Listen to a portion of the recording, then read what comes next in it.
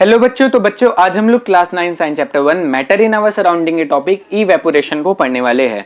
देखो पिछले पार्ट में हमने देखा था change of states of matter. अब हम देखने वाले कि इवेपोरेशन क्या होता है और ये कैसे होता है। तो देखो इवेपोरेशन है क्या।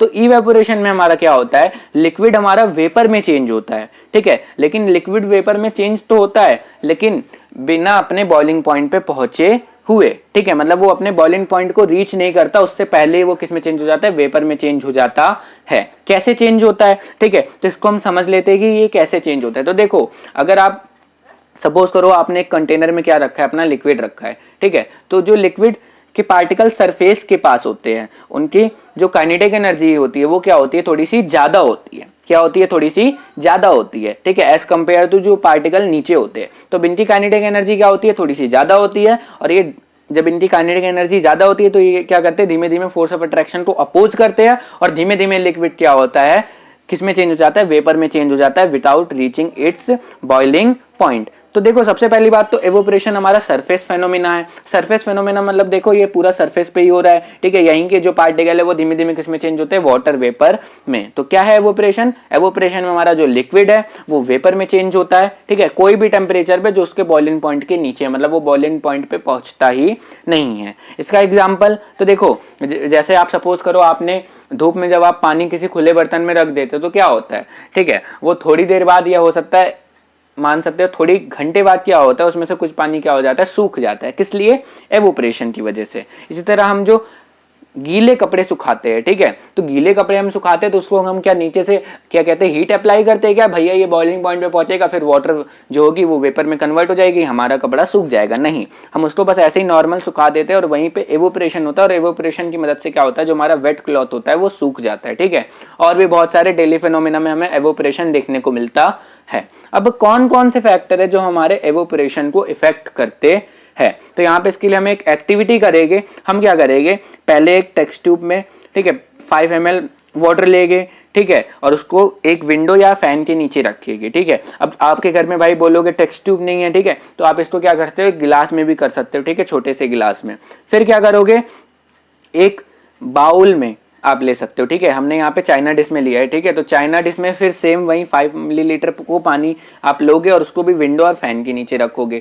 और फिर से चाइना डिश में 5 ml पानी लोगे और उसको कपबोर्ड या सेल्फ के अंदर रखोगे। अब इन तीनों में आपको क्या डिफरेंस देखने को मिलेगा, इन तीनों में आपको देखने को मिलेगा कि किसी में एवोपरेशन जल्दी हो रहा है और किसी में एवोपरेशन लेट में हो रहा है। क्यों हो रहा है, तो यहाँ पे कुछ फैक्टर होते हैं जिसपे एवोपरेशन डिपेंड करता है। जैसे सरफेस एरिया अगर आप बढ़ाओगे, सरफेस एरिया मतलब अगर आप लिक्विड को, ठीक है, बड़े कंटेनर में रखोगे, ठीक है, जिसमें उसको ज्यादा सरफेस एरिया मिलेगा, ठीक है, तो एवोपरेशन भी जल्दी होगा। जैसे आपको देखने को मिलेगा कि ये टेस्ट ट्यूब से जल्दी एवोपरेशन आपका ये चाइना डिश मतलब बाउल में आपका हो जाएगा, जो कि दोनों सेम कंडीशन पे रखे, दोनों को हमने या तो विंडो के पास या फैन के नीचे रखा, लेकिन इसमें एवोपरेशन जल्दी हो जाएगा।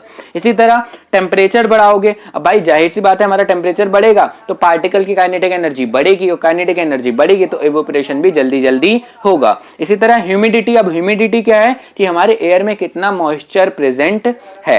तो अगर आप ह्यूमिडिटी बढ़ाओगे, ठीक है, या ह्यूमिडिटी अगर हमारे एयर में ज्यादा है तो इवेपोरेशन क्या होगा, कम होगा, ठीक है, उसकी रेट मतलब वो धीमे धीमे होगा। क्यों, अब ह्यूमिडिटी का मतलब हमारी एयर में क्या है, मॉइस्चर। अब सोचो अगर एयर में पहले से ही मॉइस्चर प्रेजेंट है, ठीक है, तो एयर की भी एक लिमिट होती है कि हाँ वो इससे ज्यादा मॉइस्चर प्रेजेंट, मतलब इससे ज्यादा मॉइस्चर हमारी एयर में नहीं हो सकता, ठीक है। तो पहले से ही मॉइस्चर प्रेजेंट है, ठीक है, तो क्या एवोपरेशन से जो उसको क्या कहते हैं वाटर पेपर में कन्वर्ट होगा, ठीक है, तो उनको क्या होगी, प्रॉब्लम होगी। क्यों प्रॉब्लम होगी, क्योंकि उसकी भी एक लिमिट है, ठीक है। लेकिन अगर ह्यूमिडिटी कम है, ठीक है, तो उसमें मतलब मॉइस्चर ज्यादा नहीं है तो हमारा एवोपरेशन क्या होगा, जल्दी जल्दी होगा। इसी तरह विंड स्पीड मतलब हवा बोल सकते हो, हवा तेज तेज चलेगी तो भाई एवोपरेशन भी जल्दी जल्दी होगा। इसका एक रीजन ये भी है कि हवा तेज तेज चलेगी तो हमारे सराउंडिंग में जो एयर में मॉइस्चर होगा वो भी उसके साथ चला जाएगा, तो ह्यूमिडिटी भी हमारी क्या हो जाएगी, कम हो जाएगी और एवोपरेशन हमारा जल्दी जल्दी होगा। तो देखो यहाँ पे हमने समझ लिया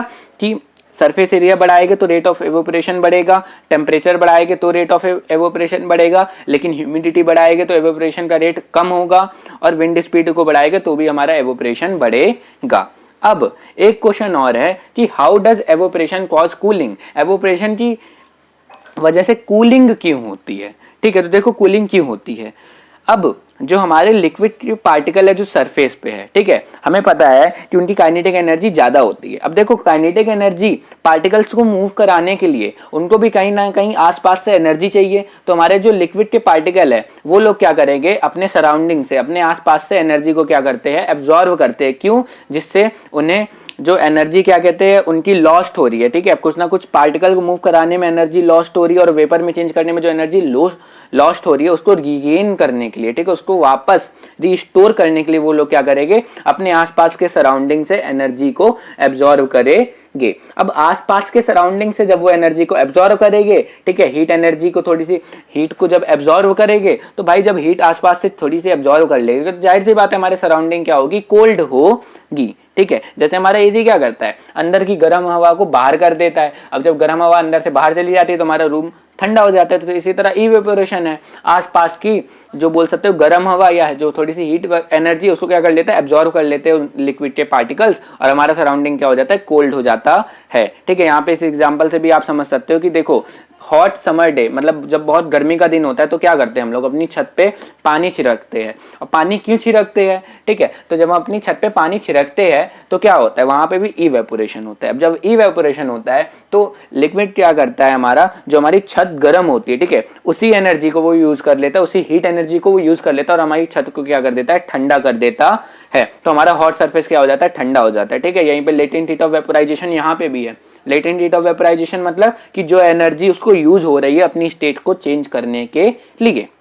अब एक क्वेश्चन ये भी उठता है कि भाई हम कॉटन के ही कपड़े क्यों पहनते हैं समर में। तो देखो कॉटन एक अच्छा एब्जॉर्वर है, ठीक है, मतलब ये वाटर को अच्छे से एब्जॉर्व करता है। तो जब हमारा पसीना निकलता है तो ये उसको क्या करने लगता है, जल्दी जल्दी जल्दी जल्दी जल्दी जल्दी एब्जॉर्व करता है। अब जब ये उसको एब्जॉर्व करता है, ठीक है, तो एब्जॉर्व करके ये क्या करता है, उसका धीमे धीमे एवोपरेशन होता है, ठीक है। और जैसे ही एवोपरेशन होता है तो हमारा पसीना तो एवोपरेट हो रहा है, ठीक है, और बाहर जा रहा है तो हमें अंदर से क्या लगता है, थोड़ा थोड़ा ठंडा लगता है, ठीक है, कूल लगता है। इसीलिए हम क्या पहनते हैं, समर में कॉटन क्लॉथ्स पहनते हैं। नेक्स्ट है, why do we see water droplet on the outer surface of glass containing ice cold water, ठीक है, मतलब हम एक गिलास में जब हम ठंडा पानी रखते हैं एकदम, तो क्यों थोड़ी देर बाद उसके ग्लास के बाहर के सरफेस पे छोटी छोटी ड्रॉपलेट्स दिखने लगती है। तो देखो होता क्या है, जब हम ग्लास में ठंडा पानी रखते हैं तो उनका टेम्परेचर तो बहुत क्या है, कम है। अब जो आसपास के एटमॉस्फेयर में जो वाटर वेपर प्रेजेंट रहती है, ठीक है, भाप प्रेजेंट रहती है, जब वो उस ग्लास के कांटेक्ट के साथ आती है तो टेम्परेचर कम होने के साथ वो किस में चेंज हो जाती है, वाटर में, लिक्विड में चेंज हो जाती है और वहीं पे फिर हमें वो ड्रॉप्स दिखने लगती है। जो चीज मैंने यहाँ पे समझाई भी है, the water vapour present in air on coming in contact with the cold glass of water loses energy and gets converted to liquid state which we see as water droplet, जो हमें वाटर ड्रॉपलेट की form में दिखती है। तो देखो यहाँ पे हमारा फाइनली क्या हो गया, चैप्टर हमारा हो चुका है कंप्लीट। एंड आई होप कि आपको सारे लेक्चर्स आपने देख लिए होंगे, सारी चीजें अगर आपको समझ आई है तो वीडियो को लाइक कर दे, चैनल को सब्सक्राइब कर दे।